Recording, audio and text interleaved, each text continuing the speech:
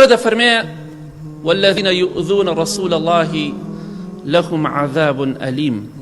ئەو کەسانەی کە ئێش و ئازاری پێغەمبەری خوا دەدەن صلی الله عليه وسلم سوکایەتی پێ دەکەن خوای گەورە سزایەک و عەزابێکی بە ئێش و ئازاری بۆیان داناوە بەڵێ ئەو کەسانەی کە سوکایەتیان بە پێغەمبەری خوا کردووە صلی الله عليه وسلم هەر لە مێژوودا تەماشاکە خوای گەورە چەندێ ئەوانی کردووە بە دەرز و بە عیبرەت لە حەدیثێکی صحیح داهاتووە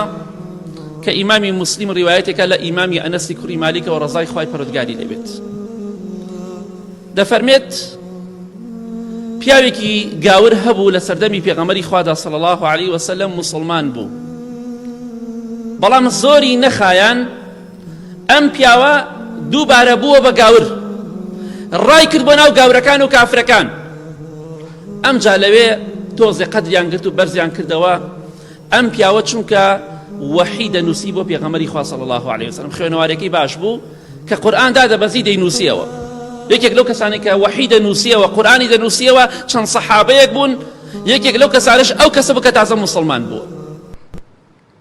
بەڵێ دووبارە وازی هێنا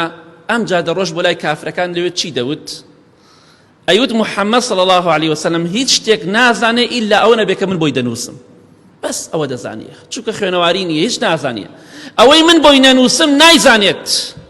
گاڵتە و سوکایەتی بە پێغەمبەری خوا صلی الله عليه وسلم زۆری نەخایان خوای گەورە پشتی شکان و مرد ئەم بێدینە خوای گەورە تۆڵە لە خۆشەویستی خۆی بۆ خۆشەویستی خۆی دەسێنێت تۆڵە لە کەسێک دەکاتەوە کە عەزێتی خۆشەویستی خوا بدە صلی الله عليه وسلم بەڵێ ئەم پیاوە بێدینە مرد ئەم مرتەدە ئەم کە لە دین هەڵگەڕاوەتەوە ناشتیان کاتێک کە بەیانی هاتن تەماشایان کرد زەوی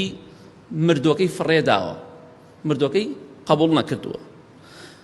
یەکسەر کافرەکان و بێدینەکان وتیان ئەمە ئیشی محەممەدە صلی الله عليه وسلم و ئیشی سەحابەکانە کاتێک کە ئەم پیاوە هەڵگەڕایەوە لە دینەکەی ئەوان ئەوەتا لە قەبر دەریان کرد و قەبرەکەیان هەڵدایەوە بوختیانیان بۆ خوا بۆ شێ کرد بۆ پێغەمبەری خوا صلی الله عليه وسلم بوختیانیان کرد بۆ سەحابەکان ئەمە ئیشی ئەوانە بەڵام ئیشی ئەوان نییە زەویش بە فەرمانی خوا تۆڵە دەکاتەوە لەو کەسانەی کە دژایەتی پێغەمبەری خوا دەکەن صلی الله عليه وسلم بۆیە سەرنجامی ئەو بێدینانە تەنها ڕسوایی و سەرشۆڕی و زەلیلێ لە دنیا و لە قیامەتە ئەم جارە هاتن قەبرێک قوڵتریان بۆ هەڵکەند دووبارە ناشتیانەوە بەیانی تەماشایان کرد زەوی فڕێداوەتە سەر زەوی تاو قبوڵی ناکات زەوی هەم دووبارە بوختیانیان کردەوە وتیان ئەمە ئیشی محەممەدە صلی الله عليه وسلم لەگەڵ سەحابەکانی ئەم کاریان کردووە ئەمجا قەبرێکی قوڵتریان بۆ هەڵکەند حرەسیشیان بۆ دانا بۆی بزانی کێ شەودی ئەم قەبرە هەڵەداتەوە بەڵام کاتێکیان زانی قەبرەکە بە هەمان شێوە مردوەکەی فڕێدایەوە ئەو کاتە دڵنیا بوون ئەمە تەنها ئیشی خوایە ئیش هیچ کەسێک نییە وازیان لێ هێنا جەنازەکەی لەو ناوە گەنی و کۆتایی پێهات ئەوە سەرنجام و ڕسواییە بۆ ئەو کەسانی کە دژایەتی خوا پێغەمبەری خوا دەکەن صلی الله عليه وسلم هەر بە زەلیلی دەژین بە زەلیلی دەمرن